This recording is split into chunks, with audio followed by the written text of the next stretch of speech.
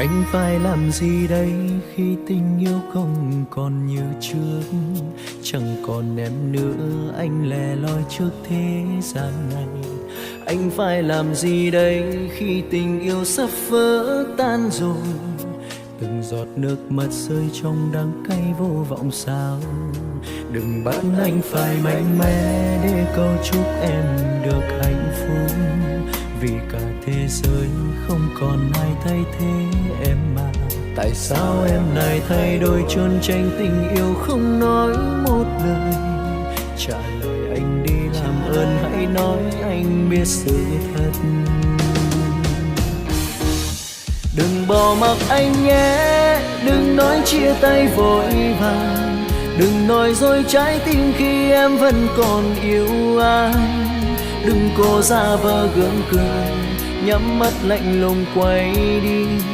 Đừng để hạnh phúc đi qua xa giới hạn thêm nữa. Đừng làm anh phải đau nữa, đừng bắt tim anh ngừng đập. Đừng để nước mắt anh tuôn rơi không còn cảm giác. Đâu dễ tìm được một người hy sinh tất cả vì em. Người yêu ơi, em đang nơi đâu, hãy quay về đi.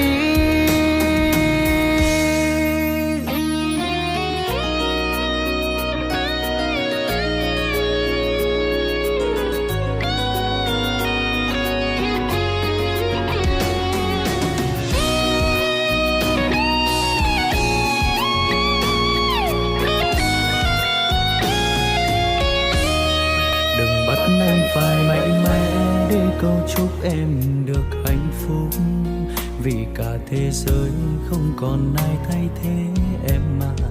Tại sao em lại thay đổi trốn tránh tình yêu không nói một lời? Trả lời anh đi, làm ơn hãy nói anh biết sự thật.